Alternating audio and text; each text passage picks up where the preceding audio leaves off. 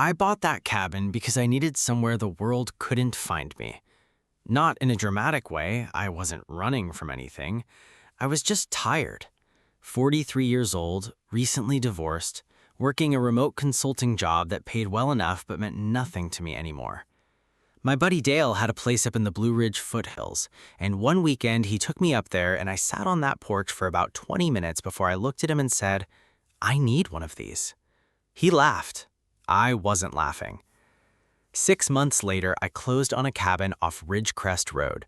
2 bedrooms, a stone fireplace, 12 acres of mixed pine and hardwood, and a creek you could hear from the kitchen window if you left it open. I named it nothing. It didn't need a name. It just needed to exist. The HOA was something the realtor mentioned in a way that felt like an afterthought.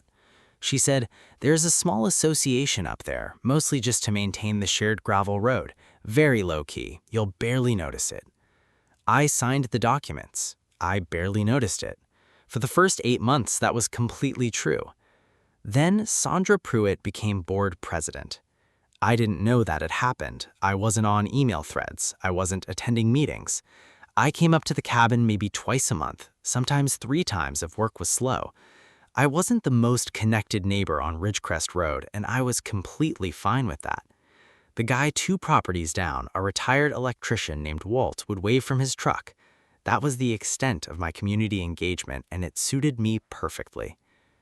The first letter arrived in early March, printed on HOA letterhead, signed by Sandra M. Prewitt, president.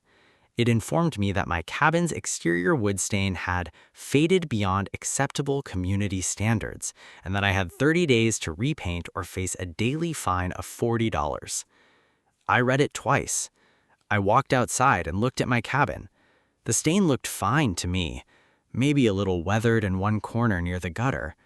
I took a photo, filed the letter in a drawer, and forgot about it. The second letter came 11 days later. This one said I hadn't responded to the first letter and that the fine clock had started. I called the number at the bottom. It rang 4 times and went to voicemail. Sandra's voice was pleasant on the recording, professional. Nothing that would prepare you for what came later. She called back the next morning while I was in a work call. I saw her name on my screen. I'd saved it from the letterhead, and I let it go to voicemail. When I listened afterward, her tone had shifted just slightly. Still controlled, but with something underneath it. She said she was very concerned about my lack of engagement with the community and that the cabin's appearance was a reflection on all of us up here. I remember thinking that was a strange thing to say about wood stain. I drove up that weekend with a can of exterior stain that cost me $60 and spent a Saturday afternoon touching up the siding. I sent Sandra an email with photos. She replied 2 days later saying the color I'd used was not on the approved palette and I would need to redo it with an approved color. She attached a PDF. The approved colors were 4 shades of brown that were nearly identical to what I'd already used. I stared at my screen for a long time. That should have been my warning. Right there. That moment. I know that now. But I didn't want conflict. I genuinely didn't. So I picked one of her 4 browns, drove back up, repainted the entire front face of the cabin, sent more photos, and waited. She approved it. 2 sentences.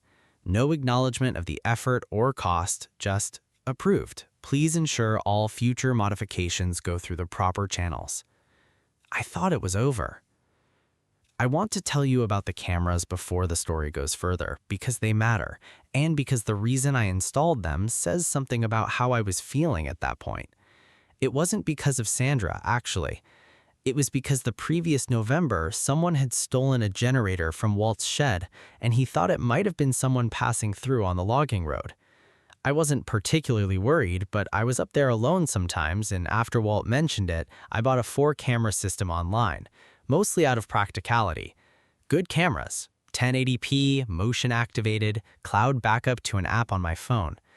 I installed them myself over a long weekend. Front porch, buttock deck, driveway entrance, and one covering the side yard and the propane tank. I didn't think about them much after that.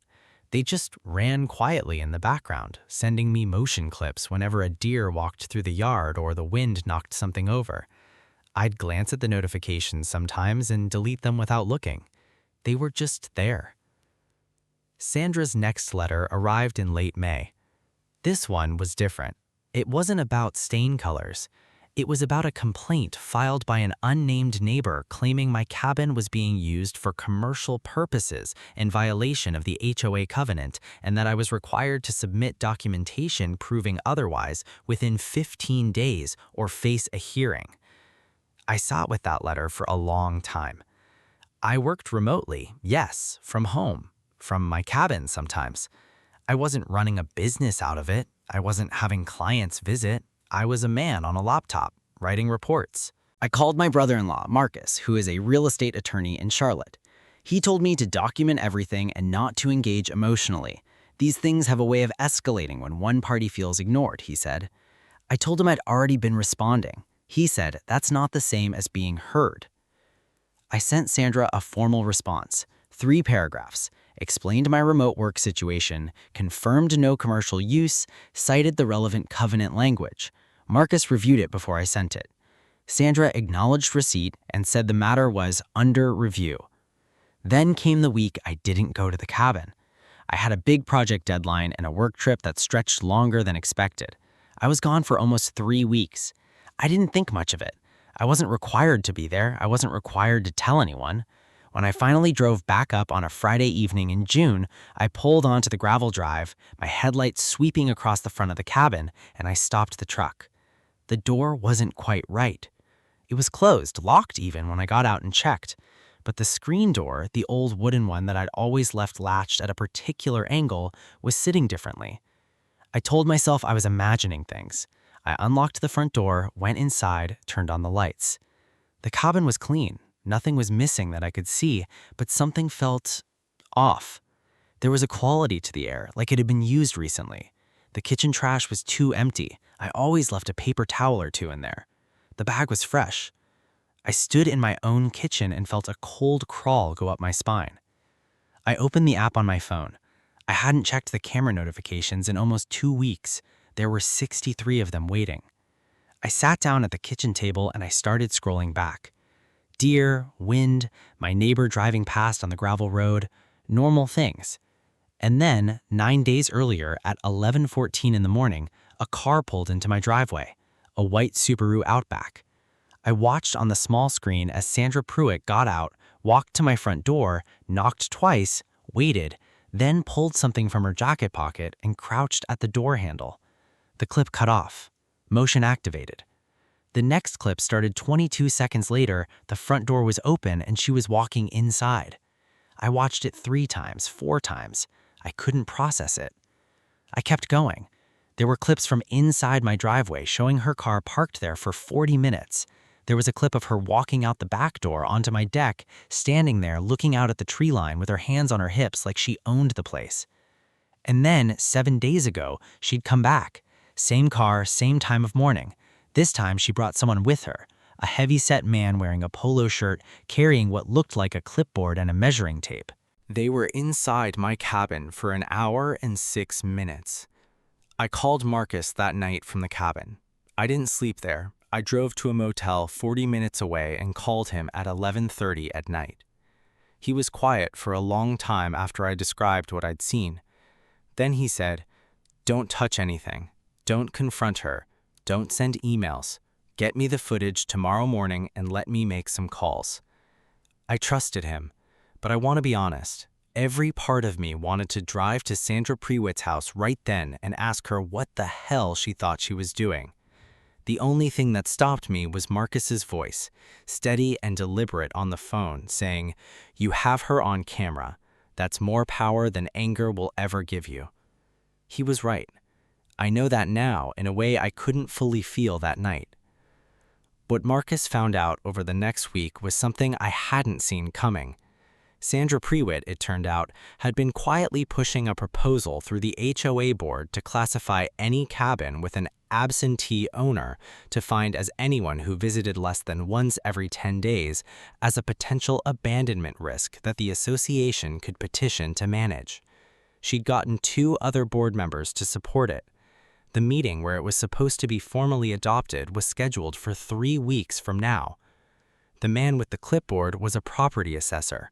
She'd had my cabin assessed without my knowledge, without my permission, while I wasn't there. And here's the thing that finally broke open the whole story. Marcus called me on a Tuesday morning, and I could tell from his voice that he'd found something. He said, "Have you ever looked into what happened to the Kellner property, 3 cabins down from you?" I hadn't. He told me. An older couple, the Kellners, had stopped coming regularly after the wife's health declined.